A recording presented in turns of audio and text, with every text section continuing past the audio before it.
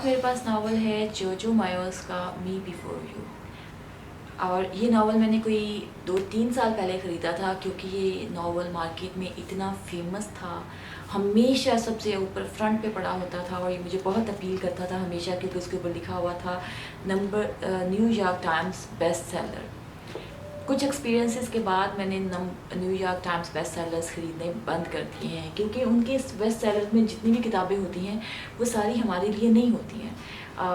एक अब किताब जो पब्लिक को, बहुत बड़ी पब्लिक को पसंद आ रही होती है, वो ज़रूरी नहीं होता कि वो हमेशा आपके लिए हो इस बात पे। लेकिन उसके बाद अभी मैंने इसको खासे अरसे से लिया हुआ था और मैंने अब इसको पढ़ा, तो ये क्या है। सबसे पहले तो जनाब ये मैं आपको बताऊंगी, 400 ऑलमोस्ट 400 प्लस पेजेस का रोमांस है।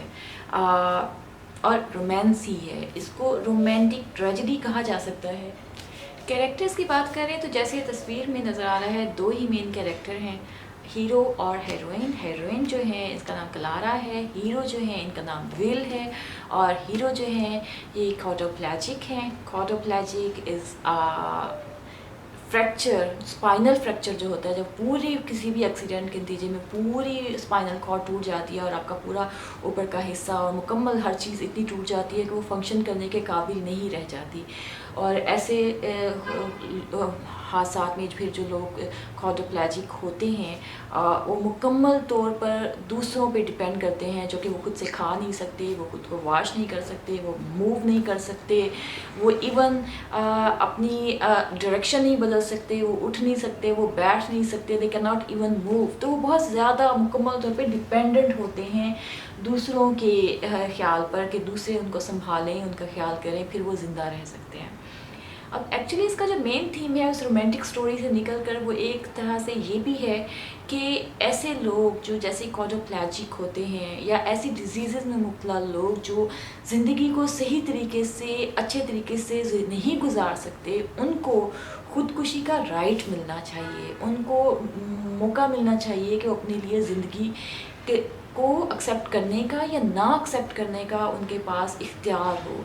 ऐसे लोग जो अपनी ज़िंदगियाँ मिज़रेबल तरीके से गुजार रहे हों, उनके पास ये इख्तियार होना चाहिए कि वो अगर ज़िंदगी को ख़त्म करना चाहते हैं तो वो उसको ख़त्म कर दें। और यूके में शायद ऐसा, स्विट्ज़रलैंड में ऐसा इदारा शायद मौजूद है जिसके बारे में इसमें ज़िक्र भी है, जो आपको ऐसे मरीज़ों को का केस देखकर उनको मुकम्मल तौर पे करके स्टडी करके फिर उनको सुसाइड करने की इजाज़त देता है, उनको एक नॉर्मल रिलैक्सिंग किस्म की सुसाइड करने में मदद देता है। तो अब हीरो जो है ये क्वाड्रिप्लेजिक है और अब वो जो हीरोइन है ये उनकी केयर गिवर है। अब यहाँ से बहुत ही स्टोरी प्रिडिक्टेबल हो जाती है, आप अंडरस्टैंड कर सकते हैं कि ये हम फुली रियलाइज़ कर लेते हैं कि अच्छा आगे क्या होने वाला है। इस वजह से इस पे जो लिखे हुए जो इन पे टाइटल्स पे तबसरे हैं उसमें मुझे बड़ा इख्तलाफ है। यहाँ पे लिखा हुआ है यूएस टुडे ने लिखा हुआ है कि funny and moving but never predictable. It's a lie, it's a total predictable book. बस आप अगर लास्ट 100 पेजेस पे हम कह सकते हैं कि यस वहाँ पे एक ट्विस्ट ऐसा आता है जिसको हम कह सकते हैं कि okay it was not predictable, otherwise it's a complete whole predictable novel. आपको स्टार्टिंग से ही, जैसे ही आपको हीरो के बारे में उसका इंट्रोडक्शन पता चलता है, आपको समझ आ जाती है कि इसका एंड क्या होने वाला है। लेकिन उसके और फिर हमें ये भी पता है कि रोमांस है, तो हमें ये भी पता है कि इसमें रोमांस है तो सिचुएशन क्या बनने वाली है, वो सारा कुछ ऐसा ही है। लेकिन इसको अनप्रिडिक्टेबल सिर्फ इस वजह से कहा जा सकता है कि लास्ट 100 पेजेस में आपको महसूस होता है, आपको पता चलता है कि हम पिछले 300 पेजेस में ये सोच रहे थे कि हीरो की ज़िंदगी बदल रही है, लेकिन एंड पे होता क्या है कि हीरोइन की ज़िंदगी बदल जाता है और मुकम्मल तौर पे बदल जाता है, almost in everything in every way. Heroine की ज़िंदगी बहुत बुरी तरह से बदल जाती है, बहुत मुकम्मल तौर पे बदल जाती है। हीरो तो पहले सीन से लेके आखिर तक मुकम्मल अनडॉन्टेड टोटली अनचेंज रहता है। जैसा वो स्टार्ट में था वो आखिर तक वैसा ही रहता है। अगरचे उसके बीच में खासे एडवेंचर्स आ जाते हैं। वो एक जो अच्छी किताब का जो सारा स्पाइस होता है, वो जो travel, beautiful sceneries, a lot of money, a lot of luxuries, bungee jump, sky diving, resorts in Mauritius, etcetera etcetera, everything is available in their. और शायद वही चीज़ें हैं जो थोड़ा सा आपको जिसकी वजह से आप ये नावल पढ़ सकते हैं। 400 पेजेस का आप if you are not enjoying at least it's not boring. बहरहाल इसमें स्टफ़ है जो आप इंजॉय कर सकते हैं, जो आपको इंटरेस्टिंग लग सकता है। उसके अलावा जब इस तरह की स्पाइनल कॉर्ड इंजरी के साथ जब इंसान इस कदर डिपेंडेंट लाइफ में होता है तो उसके फीलिंग्स वो क्या महसूस कर रहा होता है उसको बहुत ज़्यादा हाईलाइट किया हुआ है।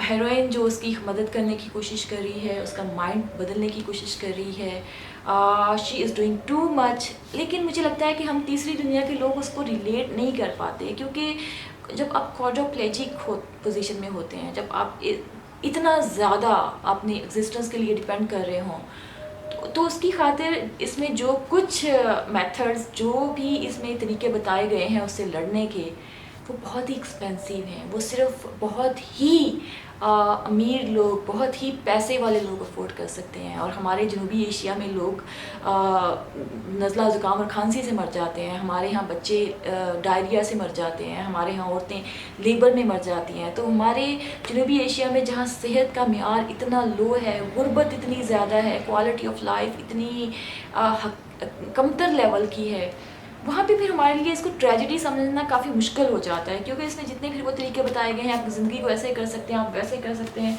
तो वो आप ज़िंदगी को सारा कुछ वैसा तब ही कर सकते हैं जब आपके पास इतना पैसा हो।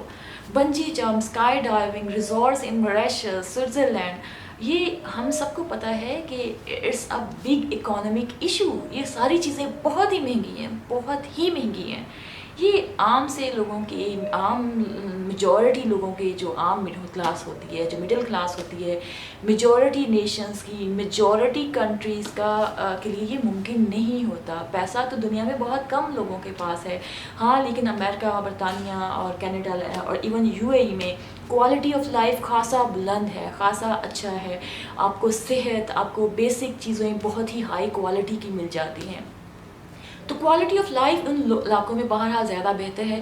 तो इन इलाकों में शायद लोग इस चीज़ को रिलेट कर सकें। पर मुझे as I belong to the South Asia, तो एक हम थर्ड वर्ल्ड कंट्री से बिलोंग करते हैं, तो हमारे लिए ये बहुत ही मुश्किल है कि हम इसको ट्रेजेडी कहें।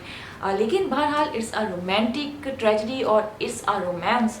तो अगर तो मैं इसको, अगर आपको मुझसे पूछे कि मैं इसको आपको सजेस्ट करूं, तो मैं सिर्फ ये कहूँगी कि अगर आप रोमांस पढ़ते हैं और अगर आपने बहुत बड़े बड़े राइटर्स को नहीं पढ़ा हुआ, और अगर आपने सिर्फ अपनी लोकल लैंग्वेज में भी, उर्दू में, हिंदी में भी, अगर आपने अपने बहुत आला किस्म का अदब पढ़ा हुआ है, तो फिर ये नावल आपके लिए नहीं है। हाँ, लेकिन अगर आप सिर्फ कमर्शियल पढ़ते हैं, रोमांस पढ़ते हैं, सिर्फ डाइजेस्ट पढ़े हुए हैं, या बहुत ही यानी कि आपने बहुत आला किस्म का अदब नहीं पढ़ा, टीनेजर्स का, यंग एडल्ट्स के लिए एक रोमांस है with some depth inside, with some new thing, something जिसमें आप कह सकते हैं कि आपको थोड़ा सा इंसाइट मिलेगा इस तरह की ज़िंदगी में, इस तरह के रवैयों में, दैट्स इट। इसके अलावा इसमें कोई ऐसा इमोशंस की इंटेंसिटी है, ठीक है, लेकिन इसमें ऐसी नई कोई चीज़ नहीं है इसकी लैंग्वेज में, इसके जिस भी आप जिसको पॉइंट आउट कर सकें कि इट्स समथिंग एक्स्ट्रा ऑर्डनरी, और ये किताब आपने नहीं पढ़ी तो आपने दुनिया में कुछ भी नहीं पढ़ा, ऐसा नहीं है, ऐसा बिल्कुल नहीं है। बल्कि अगर आपको थीम समझ आया हो और पसंद आया हो, तो मैं आपसे सजेस्ट करूँगी कि आप इसकी मूवी देखें, क्योंकि मैंने इसका ट्रेलर देखा है और मुझे लगता है कि trailer is quite a better version, क्योंकि वो जो सारा स्पाइस इसमें है वो आप बड़े आराम से 1.5 घंटे में उसको देख लेंगे और इन्जॉय कर लेंगे।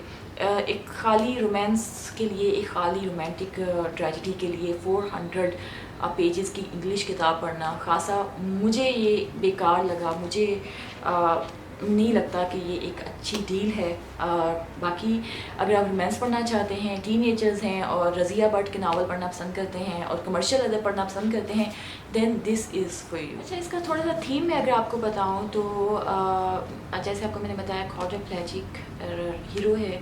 मेरा हीरोइन जो है वो एक खासी नाकाम किस्म की खातून है जो करियर की तलाश में है और जिसको कोई काम करना नहीं आता और वो मुकम्मल तौर पे मतलब she doesn't know what is she going to made up out of our life.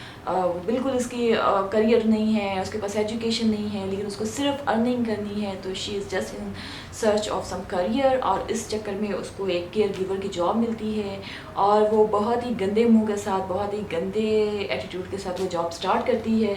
और उसमें हीरो हीरोइन में बिल्कुल स्टार्ट में कोई उनमें अंडरस्टैंडिंग नहीं हो रही होती, लेकिन बहरहाल they are keep working together और फाइनली आहिस्ता आहिस्ता जो हीरोइन है वो हीरो के साथ हमदर्दी उनके में पैदा होना शुरू हो जाती है। वो अपना काम बेहतर तरीके से करने की कोशिश करती हैं और फिर वो सारे आगे उन चीज़ों की तरफ जाती हैं जो उनके रिलेशन को या जो उनके हीरो है विल उसके लिए बेहतर हो सके। और वो इसके बारे में इतना सोचती है, इतना उसके लिए एफर्ट करती है कि वो सोचती है कि शायद वो उसकी ज़िंदगी बदल देगी। और क्या वो ज़िंदगी बदल देगी? हीरो साहब जो कि अब बहुत ही एक्टिव किस्म की लाइफ गुजार चुके हैं, कॉर्पोरेट लेवल पे एडवेंचरर और एक्सप्लोरर और स्ट्रॉन्गर किस्म की लाइफ जैसे हमारे यहाँ हीरोज़ की होती है, तो उनके लिए बहुत ही मुश्किल है कि वो एक हेल्पलेस किस्म की जस्ट ऐसे एक एलिमेंट की तरह से ज़िंदगी गुजारें कि जिसको सिर्फ 4 लोग मिलकर संभालें तो फिर वो ज़िंदा रहे, नहीं तो वो उसकी अपनी ज़िंदगी में अपनी मर्ज़ी से वो हाथ तक ना उठा सके, वो खा तक ना सके, वो हिल तक ना सके अपनी मर्ज़ी से, उसको इतना डिपेंड होना पड़े। तो हीरोइन जो है वो अपना पूरा पार्ट पूरा प्ले करती है उसकी ज़िंदगी को बदलने के लिए, बट इवेंचुअली होता ये है कि हीरोइन तो हीरो की ज़िंदगी नहीं बदल पाती है, लेकिन हीरो बहरहाल उसकी ज़िंदगी में ख़ासा रोल प्ले कर पा जाता है, बहुत सारा। आप कह सकते हैं कि इनर और आउटर लेवल दोनों पे उसकी ज़िंदगी ख़ासे बेहतरीन तरीके से बदल देता है। हीरोइन अगरचे बहुत सारी एफ़र्ट करती है और वो हीरो की इनर तो बहुत ज़्यादा नहीं बदल पाती, लेकिन वो बहरहाल उसकी ज़िंदगी के कुछ अरसे में, कुछ वक़्त को वो ख़ासा बेहतर लेवल का, क्वालिटी लेवल का ज़रूर बनाने में कामयाब रहती है। यहाँ पे किताब के टाइटल में ओपरा का एक रिव्यू लिखा हुआ है जो उसने अपने ओपरा मैगज़ीन ओ में लिखा है। उसने एक लाइन उसकी लिखी हुई है, to be devoured like candy between tears. I must add it on that it's exactly like a candy. It's not a big deal. If you want to just change the taste for just a little easy way to just for an easy read, just for an easy romance, so this candy is for you, but it's not more than a candy. It's actually just a candy. तो मैं इस चीज़ में ओपरा के साथ totally इत्तेफाक करती हूँ।